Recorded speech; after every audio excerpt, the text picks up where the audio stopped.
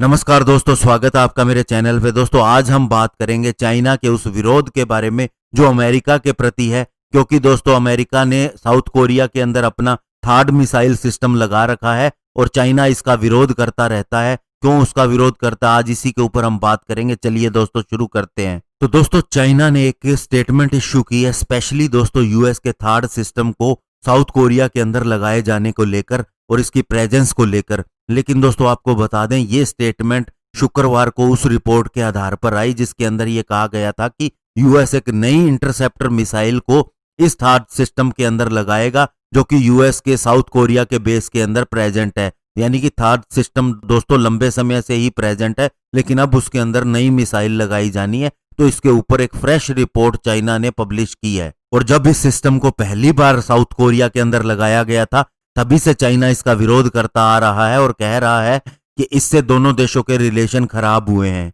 दोस्तों third missile actual में है क्या है, तो आपको बता दें, इसका पूरा नाम है terminal high altitude area defence और ये एक ground based missile defence system है। दोस्तों एक बुक आई थी, theatre missile defence in east Asia, उसके अंदर लार्स आर्समैन लिखते हैं कि थर्ड के अंदर बहुत से स्पेस बेस्ड और ग्राउंड बेस्ड सर्विलियंस स्टेशन लगे हुए हैं जो इसके अंदर किसी भी आने वाली मिसाइल का डाटा ट्रांसफर करते हैं। तो ऐसे में दोस्तों कोई भी मिसाइल या कोई थ्रेट आता है तो ये इसे पता लग जाता है स्पेस बेस्ड सैटेलाइट और इंफ्रारेड सेंसर की मदद से। और दोस्तों ये anti ballistic missile defence system को यूएस की कंपनी लॉकहीड मार्टिन ने बनाया है और साउथ कोरिया अकेली ऐसी कंट्री नहीं है जहां इसे डिप्लॉय किया गया है, बल्कि इससे पहले दोस्तों इसे यूएई, गुआम, इसराइल और रोमानिया के अंदर भी लगाया जा चुका है।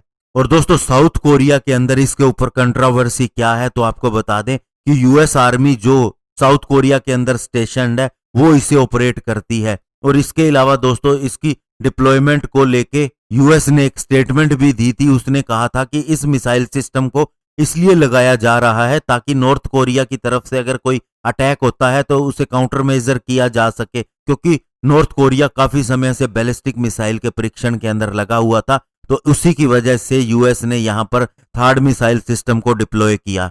दोस्तों 2017 के अंदर कोरियन पेनिसुएला के अंदर ये मामला गर्म हो गया जब नॉर्थ कोरिया ने एक मिसाइल टेस्ट फायर की, स्पेशली दोस्तों यूएस का जापान के अंदर जो बेस था उसकी दिशा में। तो ऐसे में यूएस ने फैसला किया कि अभी वह थर्ड मिसाइल सिस्टम को साउथ कोरिया के अंदर डिप्लॉय करेगा। हालांकि इसकी साइट अभी भी प्रिपेयर की जा रही थी। और इस मूव के बाद में दोस्तों साउथ कोरिया और चाइना के अंदर तनाव हो गया। बाद में ये दोस्तों थोड़ा सा कम भी हो गया, लेकिन फिर भी पूरी तरह से खत्म नहीं हुआ था। लेकिन अब ये नई डेवलपमेंट हो रही है कि इसके अंदर जो मिसाइल को चेंज करने की कोशिश की जा रही है उसको लेकर नई कंट्रोवर्सी हो गई है। और दोस्तों इस कंट्रोवर्सी का सबसे बड़ा कारण जो है वो ये है कि ये थर्ड मिसाइल सिस्टम जो है, इसके अंदर नई मिसाइल आने से कुछ भी नहीं होगा, बल्कि इसके अंदर जो पावरफुल रडार सिस्टम लगा है उससे चाइना की गतिविधियों पर नजर रखी जा सकती है और उन्हें हर चीज का आइडिया हो जाता है जो चाइना करने वाला है। और स्पेशली दोस्तों इसके अंदर ईस्ट एशिया के अंदर जो यूएस की अलग अलग बेसिस के ऊपर प्रेजेंस है वो भी चाइना को एनोए करता है।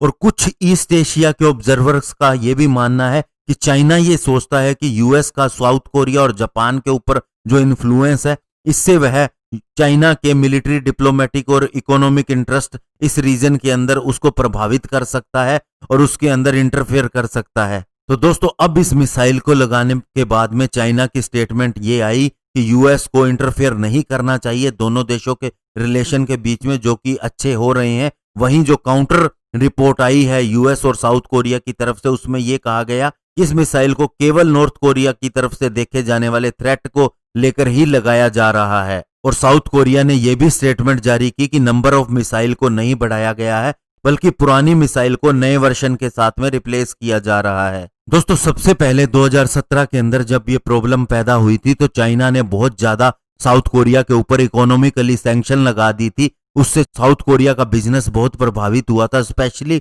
उसकी कंपनी जैसे एलजी, लोटी, सैमसंग, इन सभी का ऑपरेशन बंद हो गया था। इसके अलावा जो एंटरप्राइजेस जिनका डिफेंस और मिलिट्री से कोई लेना देना नहीं था, जैसे कि गोल्फ कोर्स या फिर शॉपिंग मॉल्स, उनको भी बंद कर दिया गया था।